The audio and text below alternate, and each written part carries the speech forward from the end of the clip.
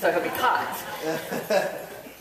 No, really, I know that he is home not feeling well. He really wanted to give this message this morning. It's a very exciting message, and his sermon today really relates with next week with Church in Action, the CIA project. Shh, remember it's undercover. No, actually this is the CIA that is not undercover.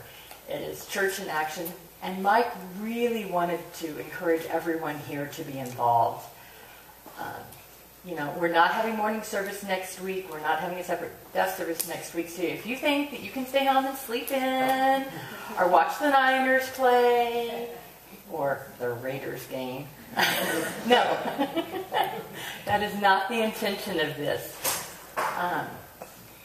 The intention is for us as a church, the body of Christ, Mission Springs, to all go out in the community, to Sunrise Village, to go out there and do work. And people will see Mission Springs and how we are involved in the community and serving. We could have done it on a Saturday or on a weekday. Certainly there's other days we could have done this. But Mike's intention is that we go out as a church. And so if you haven't already signed up, please, we encourage you to sign up. There's a lot of different jobs that need to be done. And you're like, well, I can't do that. Well, maybe you can pray. Maybe you can help cook. Prepare lunch. We have a long list of things that need to be done. Or just to go to bother us, that would be okay too. We still want you to come. Be there. Join us for Church in Action, okay? I'm just letting you know. I will show up. And I will see all the wasps there attacking me, like it happened 2 years ago. I don't know if you heard, but last couple years ago, I had like 25 stings that just got me 2 years ago. So I'm going to go say hello to all the wasps again, just to see if they remember me. Okay, so this morning, we're going to talk about shine. And really, that's part of what we want to do as part of Church in Action, is we as Christians need to shine God's light, to have our life become a beacon. Through what we do, that becomes an example. And God shines through us this morning. And so we're going to talk about that, and we hope it inspires you. Just a couple star facts.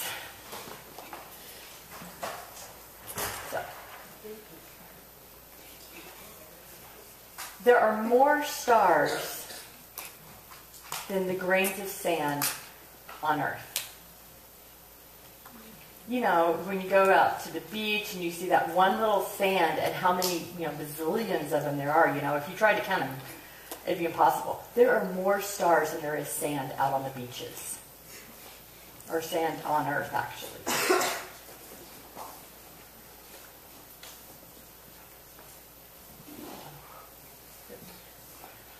Stars that have very strong gravity can cause themselves to become smaller and smaller and smaller until eventually they become a black hole. So stars have that ability. Stars have different colors. The blue stars are hotter stars, and the red stars mean they're slightly cooler. They're both very, very hot.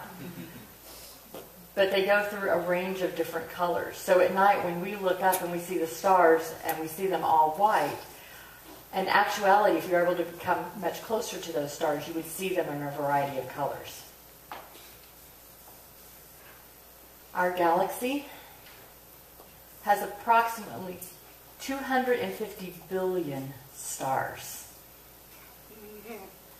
And I remember when I was back when I was a kid, I would sit there and I would look at the stars and I decided I was going to try to count them. 1, 2, 3, 4, 5, 6, 7, 8, 9, 10, just can't. And then I'd forget what number I was on. So then I'd start all over again. Have you guys done that before? Yeah? Tried to count all the stars? Wow, you guys are impressive people. If you had that job all day long to count the stars, or excuse me, sorry, it'd be a night job, not a day job, but if you counted all of those stars, wow, I can't do that.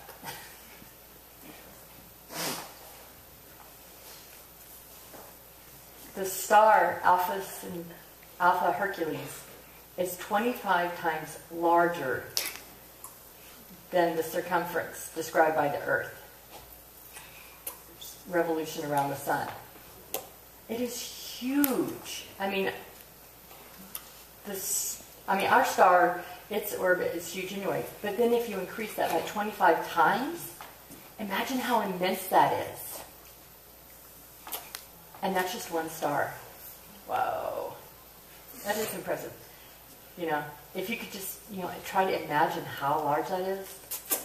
In actuality, God told Abraham, before Abraham had his son Isaac, several years before actually, God told him, Abraham, you will be the father of many nations. You see the stars in the sky at night? That represents your family. All of those stars out there. And Abraham was overwhelmed. But he said, I can't have a son. So that would be impossible for me to have nations and families like that. But God gave Abraham the promise that as you see all those stars in the sky, so you will have your family as well. Can you imagine how many stars he must have seen? And how that represents, that 250 billion before. Imagine how many people are here on Earth. It's pretty impressive. This morning, one of the verses we're going to look at is this one here. Paul had written, he said, do everything without complaining. Through that, you can become blameless and pure, children of God, without fault, in a crooked and depraved generation, in which you shine like stars in the universe.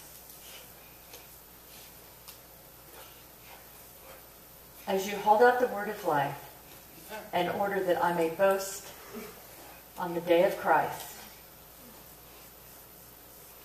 that I did not run or labor for nothing. But even if I'm being poured out like a drink offering on the sacrifice and the service coming from your faith, I am glad and will rejoice with all of you. And so you too should be glad and rejoice with me. Paul wrote this, and it really talks about 3 different parts this morning. And we're going to discuss them today. Kind of before I proceed, I want you to question yourself. How the stars get smaller and the gravity pulls more on them and they become a black hole.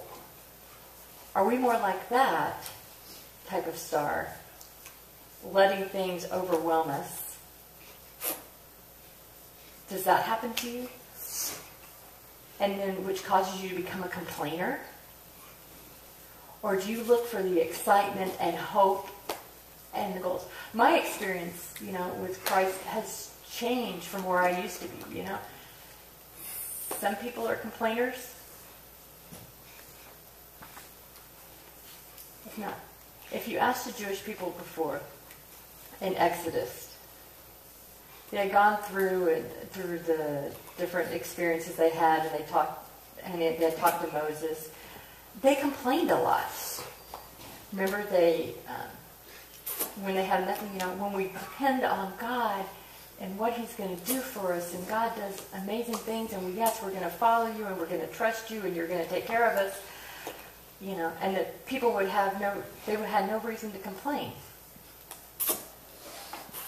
And, with this parting of the seas and people crossing on the dry land and saying goodbye to Egypt, and then it coming across, the Egyptians aren't going to bother me anymore. God is miraculous. But then later they complained. They didn't like the food. God said, fine, you don't have enough food? I'll give you manna. I'll give you bread. It's the bread from heaven. And people got it, and they were very grateful, and they ate it. And then they were going to save some for tomorrow. Have some extras, just in case. But in the morning, they're like, ooh, there's worms and bugs and stuff growing in the manna. But when they went along a little farther, there was more manna that was fresh. So they gave up the old manna. So God provided what they needed on a daily basis. He fed the Jewish people. And then later they complained, bread again? We are so tired of this manna stuff. We are done with it. Some of your eyes are rolling. I agree. You're like, oh, please. So then Moses, they're tired, had complained they were tired of fruit, and fine. God provided quail for them to eat. And people would, eat the quail. And then later on they complained about the water. We have no water. We need water. There's not enough water in the desert. And twice, Moses provided water for them. From God, that he hit the rock twice. And the second time, they did it as a sin against God. And so people had complained. And so Moses... You gotta go back.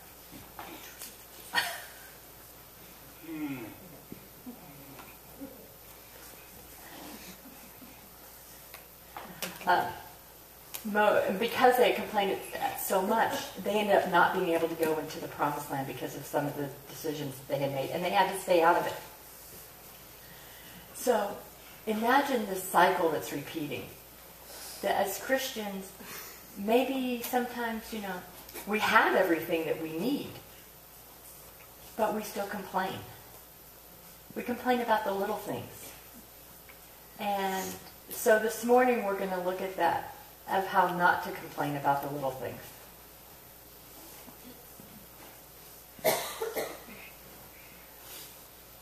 Grumbling is a symptom of something bad going on inside.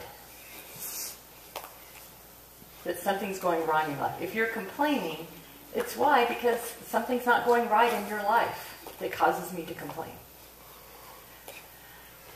People who complain the most, I know I get sick of it sometimes as a pastor. We work with, I've worked with the church in the past, and the biggest complainers were the negative thinkers, the people who stayed home and did nothing and thought about things to complain about.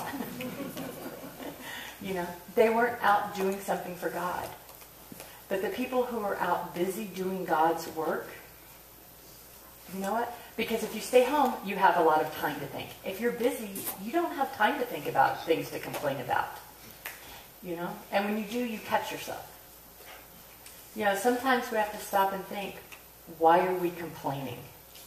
Why are we saying negative things, either about a person, about a church, about what have you?